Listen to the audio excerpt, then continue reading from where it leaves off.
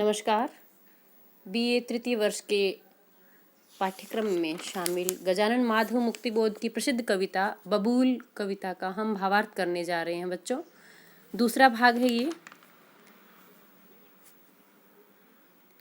केवल क्षण भर दुलराने का, सजल नयन चुंबन का वह अधिकार मांगता है। निज नग्न डालियां हिला हिला कर, देह कंटकित होकर मांग रही वरदान दिशा से कोमल आलिंगन का।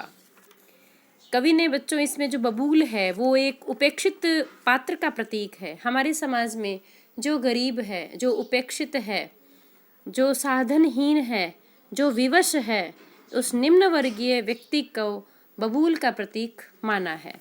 और बबूल के माध्यम से कवि उसकी हृदय की वेदना को यहाँ पर व्यक्त कर रहा है और कहता है कि एक हृदय उस उपेक्षित व्यक्ति के पास भी होता है जिसके पास कुछ भी नहीं है। बबूल की भांति ना अच्छे पत्ते हैं उसके पास में, ना फल है, ना फूल है, और एकदम कृशकाय काला शरीर है। उसके बावजूद भी वह चाहता है कि केवल एक क्षण के लिए, मात्र एक पल के लिए वो दुलरा सके, दूसरों को प्रेम दे सके। सजल नयन चुंबन का, नेत्रों में मानो जल भरकर अश्रु सहित नयनों के साथ वो किसी का चुंबन ले सके, वह अधिकार मांगता है निज नग्न डालियां हिला हिलाकर। कवि कह रहा है कि बबूल का वृक्ष उपेक्षित रहता है और वह इस बात को अच्छी तरह समझता है। इस कारण बबूल जो है वो क्षण भर के लिए सारे संसार को दुलराना, प्यार करना चाहता है। समग्र धरती से, सभी प्राणियों से केवल क्षण भर के लिए दुलराने का, अपने अश्रुपूर्ण नेत्रों से चुंबन करने का, आलिंगन का अधिकार मांगता है। नग्न डालियां इसलिए कहा है बच्चों कि उसकी डालियों पर फल नहीं है, फूल नहीं है, पत्ते भी बहुत छोटे छोटे हैं, कंटक हैं। तो मानो नंगी डालियों को हिला हिलाकर, हाथों को हिला हिलाकर, देह कंटकित होकर, इसी कारण बबूल का वृक्ष अपनी डालियां जो है वो हिलाकर शरीर को रोमांचित होने से रोंगटे रूपी जो कांटे उसके खड़े हो जाते हैं। कहने का तात्पर्य है कि बहुत ही भावमग्न होकर प्रसन्नता से दूसरों का आलिंगन करने का वो वरदान मांगता है। मांग रही वरदान दिशा से कोमल आलिंगन का, देह कंटकित होकर, मतलब उसके पास कांटे हैं। बबूल के पेड़ से कोई आलिंगन नहीं करना चाहता। बच्चों यह कहने का भाव है कि जो गरीब है, निम्न है, उपेक्षित है, असहाय है, साधनहीन है, ऐसे व्यक्ति का हृदय भी उदार हो सकता है। वो भी सबको प्रेम करना चाहता है, वो भी कुछ देना चाहता है। जबकि जो दूसरा वर्ग है, जो धनी वर्ग है, वो उस उपेक्षित वर्ग को हृदय से नहीं लगाना चाहता। वो कहने को उच्च वर्ग का होकर भी छोटे दिल का हो सकता है। लेकिन यहाँ एक उपेक्षित निम्न श्रमिक के पास भी एक बहुत बड़ा हृदय हो सकता है कि उसके मन में भी ये भाव है कि शरीर तो कांटों से युक्त है, यानी दुबला पतला काला गरीब इस तरह का है, दीनहीन है, लेकिन वो चाहता क्या है कि सबको एक कोमल आलिंगन प्रदान करूं। आलिंगन यानी किसी को हृदय से लगाना, गले लगना किसी के, यानी वह भावमग्न होकर दूसरों को प्रसन्नता देने का वरदान मांग रहा है।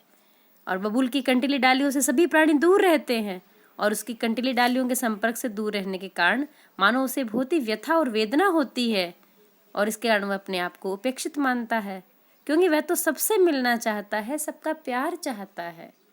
यहाँ कवि इस तरफ ध्यान दिलाना चाहते हैं कि उस उपेक्षित पात्र को भी प्रेम देने और लेने का अधिकार है। अरे अचानक जो बबूल के रक्तहीन कंटक नख सूखे थे, अब नए रुधिर के आए। अब यहाँ कवि ने देखा कि वसंत ऋतु आने पर उस पेड़ में भी बदलाव आया है। मौसम बदलने के साथ ही हृदय के भावों में बदलाव अवश्यंभावी है। तो अचानक ही बबूल के वृक्ष पर भी प्रभाव होने लगा। उसके जो सूखे हुए कांटे थे, जो काले काले पड़े हुए थे, रक्तहीन कंटक नख सूखे थे, मानो कांटों के रूप में उसके जो नाखून थे, जो रक्तहीन हो गए थे, सूख गए थे, काले पड़ गए थे, अब नए रुधिर के आए। रुधिर माने खून, यानी लाल, ललाई लिए हुए नए कांटे अब उसके ऊपर आ गए हैं। निज कोमलता में शर्माए, अब चूंकि कांटे का तो धर्म ही चुभना है, शूल जो होती है, इसकी शूल तो बहुत बड़ी बड़ी होती है, आर पार पिरोज दी जाती है, तो निज कोमलता में शर्माए, अब वो चूंकि कांटे भी हैं लेकिन अभी कोमल है, नए कच्चे कांटे आए हैं, लाल कांटे आए हैं, क्योंकि उनमें बसंत ऋतु के कारण नवीनता का संचार है और कोमलता आ गई है, इसलिए मानो उस कोमलता में ही वो मानो शर्मा रहा है। और झेंपती हुई पत्तियां छोटी छोटी सूखी काली डालों पर गुपचुप आ बैठी, क्योंकि बहुत बड़ी बड़ी पत्तियां हरी जो आती है ललाई लिए, वैसे पीपल के ऊपर आती है, नीम के ऊपर आती है, वो तो हमें दिखाई दे जाती है, लेकिन इसकी पत्तियां बहुत बारीक होती हैं। आप लोगों ने खेजड़ी का पेड़ देखा होगा, खेजड़ी पर जिस प्रकार से वो छोटी छोटी जो पत्तियां लगती हैं, उसका भी बहुत छोटा आकार बबूल के लगता है, उसी का ही छोटा रूप होता है पत्तियों का। तो कवि कहते हैं कि इस तरह बबूल की सूखी काली डालें जो कि सदा धूल से भरी रहती है और उसके तने काले और खुरदरे रहते हैं, वे भी अब बसंत ऋतु के कारण हरी भरी हो गई हैं डालियां, उस पर भी मानो चुपचाप वो छोटी छोटी पत्तियां बिना कोई सूचना के, बिना कोई प्रदर्शन के अपने आप गुपचुप आकर बैठ गई है। सूखा ओ खुरदुरा तना वे काली डालें जो मेहनत के धूल भरे कर काली टांगे, अपनी इस वसंत श्री पर ही लज्जित गूढ़ हृदय की चिर संपन्न भावना नित ही अवनत, अवनत माने झुका हुआ, त्यों बबूल यह लजा गया निज नव यौवन पर, पीले फूल लदी डालों को सकुचा सकुचा समेटता सा, यहाँ भी उपमा अलंकार आ गया है बच्चों, और इसमें अन्योक्ति अलंकार है। कवि कह रहे हैं कि वसंत ऋतु के कारण जो हरा भरापन आया है, इस परिवर्तन को लेकर बबूल का वृक्ष मानो शर्मा रहा है। जैसे कोई व्यक्ति अपने हृदय की रहस्यमयी भावनाओं से सदैव भीतर रखने के कारण बिल्कुल चुपचाप रहता है, उसी प्रकार बबूल का वृक्ष नए छोटे छोटे पत्तों से लदकर मानो नव यौवन से कुछ अवनत हो गया है। अवनत माने झुकना, हल्का सा मानो हृदय में झुक गया है, और उस समय उसकी डालों पर छोटे छोटे पीले फूल खिलने लग गए, जिनसे संकुचित होता हुआ, लजाता हुआ बड़ा सुंदर दिखाई देने लग गया है। उस पर बसंत काल के कारण यौवन का रस पीले फूलों के रूप में बार बार उभर रहा है। बहुत छोटे छोटे फूल लगते हैं इसके ऊपर, बहुत बारीक फूल होते हैं। अब यहाँ कवि ने किस प्रकार से इसकी तुलना की है कि ये कैसा लगता है, कि ऐसा लगता है कि मानो कोई मजदूर मेहनत के कारण हाथ मिट्टी से भरे हुए हैं, जिसके पैर जिसकी धूप में रहने के कारण टांगें काली पड़ गई हैं, ऐसे ही इसका खुरदुरा तना है, काली डालें हैं इसकी, लेकिन इस वसंत श्री पर बड़ा लज्जित हो रहा है, क्योंकि ये श्री माने संपदा, वसंत में इसको ये संपदा मिली है और इस पर ये शर्मा रहा है। गूढ़ जो गहरे हृदय के अंदर जो चिर एक लंबी संपन्न होने की जो भावना है, उससे ये थोड़ा झुका हुआ, लजाता हुआ अपने नवीन यौवन पर पीले फूल लदी डालों को सकुचा सकुचा समेटता सा, सकुचाया हुआ सा, अपने आप में ये सिमटता हुआ सा हमें नजर आ रहा है। अर्थात हवा के जो झोंके हैं, जितना जितना हुआ संकुचित लज्जा नत वह, नत माने झुकना, उतना उतना उभर उभर पड़ता यौवन रस, कांप रही है पत्ती पत्ती, एक अकूल कंप में डूबी शाखाएं सपने में हंसती, पुलक पुलक उठते हैं पीले फूलों के दल, रस की एक भंवर में घिरकर आत्मविसर्जन आकुल प्रतिपल। कवि कहते हैं कि लजाता हुआ जो इतना सुंदर लग रहा है ये, और पीली पीली फूलों से लदी हुई डालियों को सिमटता हुआ, और जितना जितना ये संकुचित हो रहा है, लज्जा से ये झुक रहा है, उतना उतना ही मानो इसके ऊपर यौवन का रस और भी ज़्यादा उभर उभर पड़ता है, इसके ऊपर युवावस्था का जो प्रभाव है वो और भी नजर आता है। कांप रही है पत्ती पत्ती, मानो लरज रहा है, हर पत्ती के रूप में इसके अंदर एक कंपन हो रही है, एक अकूल कंप में, कूल मने किनारा, किनारों तक जो एक कंपायमान जो डूबी हुई जो शाखाएं हैं, मानो एक नया स्वप्न ले रही है, और उस स्वप्ने में जैसे वो हंस रही है, यानी उसका हंसना जो है वो बिल्कुल सामने या जागते हुए हंसना नहीं है, वो भी सपने का ही हंसना है, यानी थोड़े से समय के लिए उसको जो खुशी मिली है उसमें भी ये रोमांचित हो रहा है और उस पर सौरभ का बड़ा मनोरम संचार होने लग गया है और रसमय रूप में वह पीले फूलों का विसर्जन करने के लिए मानो प्रति क्षण व्याकुल सा रहने लग गया है। पुलक पुलक उठते हैं पीले फूलों के दल और जो छोटे छोटे पीले फूलों के जो गुच्छे इसके ऊपर लगे हुए हैं वो मानो पुलकित हो उठते हैं। रस की एक भंवर में घिरकर, एक प्रेम की व्याकुलता में, भंवर माने एक बिल्कुल गोल घेरा, लगातार दूसरों को प्रेम प्रदान करने के भाव के साथ आत्म विसर्जन कर देना चाहता है, बिछ जाना चाहता है, दूसरों के लिए सब कुछ समर्पित कर देना चाहता है और इस आत्म विसर्जन के लिए बड़ा व्याकुल हर क्षण हमें ये जो पेड़ है बबूल है ये जो हर क्षण व्याकुल नजर आता है। अरे अचानक उस बबूल के मूल हृदय में धारण करने वाली धरती की वह काली नंगी छाती आप्लावित होती बबूल के पीले आत्मविसर्जित फूलों की वर्षा से। सहसा सारी भूमि पीत, तरु की आत्मा हल्की पुनीत, मन भी पुनीत, वन भी पुनीत।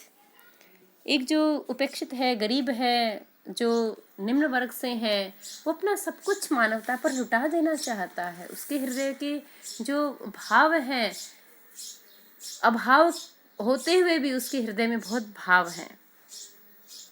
कवि कह रहा है कि बसंत ऋतु में बबूल पे जो पीले रंग के छोटे छोटे फूल आए हैं, अचानक से हवा चलने से पीले फूल बबूल के नीचे की काली और जो अनुपजाऊ धरती होगी ना, नीचे बबूल के मूल हृदय में धारण करने वाली धरती, यानी बबूल की जड़ को अपने हृदय में धारण कर रखा है धरती ने, तो जड़ों के पास उस पृथ्वी के ऊपर, क्योंकि वह तो हर चीज के लिए दूसरों के लिए थैंकफुल है बच्चों। किस तरीके से कि जिस धरती ने मेरी जड़ों को धारण कर रखा है मैं उस पर कुछ लुटा दूं, और वह अपने सारे पीले फूलों को उस धरती पर न्योछावर कर देता है। पूरी नीचे की धरती पीले छोटे छोटे छोटे पीले फूलों से भर जाती है। बहुत छोटे बारीक फूल होते हैं, कभी बच्चों आप देखोगे तो, और बाद में फल नहीं लगते हैं, छोटी छोटी फलियां टाइप की लगती है मुड़ी हुई, जो कहीं औषधि का काम करती है। कवि ये कहना चाह रहे हैं कि अचानक से हवा चलने से वो पीले फूल बबूल के नीचे की काली अनुपजाऊ धरती पे पड़ जाते हैं और फूलों की अतिशय वर्षा से सारी धरती पीली पड़ जाती है। और धरती ने मानो बबूल के वृक्ष को अपने हृदय में धारण किया है, अतः उसके प्रति वो कृतज्ञता व्यक्त करने के लिए, थैंकफुल होने के लिए मानो बबूल ने स्वयं पीले फूलों की वर्षा की है और आत्मत्याग का परिचय दिया है। उन छोटे छोटे पीले फूलों की वर्षा से बबूल वृक्ष की डालों का भार कम हो गया है। इस हल्केपन से, यहाँ भार कम होने का तात्पर्य ये नहीं है कि वो फूल बहुत भारी है, बल्कि उसको जो भी मिला, उसके पास जो भी आया, वह समाज पर लुटा देना चाहता है, वह आसपास के सभी अपने लोगों को दे देना चाहता है। तो ये बात मान के चलो बच्चों कि एक पेट भरा हुआ व्यक्ति जो होता है या बहुत धनी व्यक्ति जो होता है, वो दूसरे की भूख को नहीं समझ सकता। वो अपने हिस्से का भोजन करके बाकी भोजन को फेंक भी सकता है, लेकिन एक भिखारी जो होता है वो अपनी रोटी दूसरे भिखारी के साथ साझा कर लेता है, उस रोटी को आधा आधा खा लेता है, क्योंकि वो उस भूख से परिचित होता है। तो वह भी समाज को कुछ देना चाहता है, वह भी अपने परिवार को कुछ देना चाहता है। उसको जिसने धारण किया है उस परिवार, समाज और देश के प्रति वो भी कृतज्ञ होना चाहता है। वो यही भाव इस बबूल के माध्यम से कवि ने बताए हैं कि उसके पास और कोई श्री संपदा है नहीं। जो वसंत आया है उसमें जो छोटे छोटे पीले फूल जो प्रकृति ने उसे प्रदान किए हैं, वो भी सूरज की किरणें उस पर पड़ी हैं, उसके बाद में उसकी पत्तियों ने भोजन बनाया है। वसंत का जो झोंका आया है उससे जो उसको पुष्प मिले हैं, चाहे वो सुगंधहीन है चाहे वो रसहीन है, लेकिन वह उन फूलों को अब स्वयं को धारण करने वाली उस धरती को, उस माता को, माता के ऊपर न्योछावर करके मन से हल्का हो जाता है, जैसे उसके हृदय से भार उतर जाता है, कृतज्ञता ज्ञापित कर देता है। तो ऐसे में उन छोटे छोटे पीले फूलों की वर्षा से बबूल वृक्ष की डालों का भार कम हो गया है और इस हृदय के हल्केपन से एक और उसका मन पवित्र हो गया और दूसरी ओर वो वन भी पवित्र दिखाई दे रहा है, जिस वन ने बड़ी हिम्मत करके इस तरह के एक उपेक्षित पेड़ को अपने कोख में धारण कर रखा है। उस धरती को भी यहाँ पर धन्य बताया है। तो यहाँ बच्चों प्राकृतिक परिवेश का चित्रण करके बबूल के पीले फूलों के झड़ जाने और धरती की पीली शोभा का जो वर्णन है वो निश्चित रूप से ही आकर्षक है। और यहाँ पर चाक्षुष बिंब का प्रयोग हुआ है। हम देख सकते हैं चित्रात्मक भाषा का प्रयोग भी है और उसमें मानवीकरण का प्रयोग तो है ही। इसके साथ ही सास ही सम जहाँ भी आया है वहाँ उपमा अलंकार है और अन्योक्ति अलंकार है। बबूल के माध्यम से उपेक्षित व्यक्ति की जो मनोदशा है उसका चित्रण है। समासोक्ति अलंकार भी है इसमें। पुनरुक्ति प्रकाश को भी आप ले सकते हैं। भाषा सहज और बड़ी ही सरल है। आज इतना ही, धन्यवाद।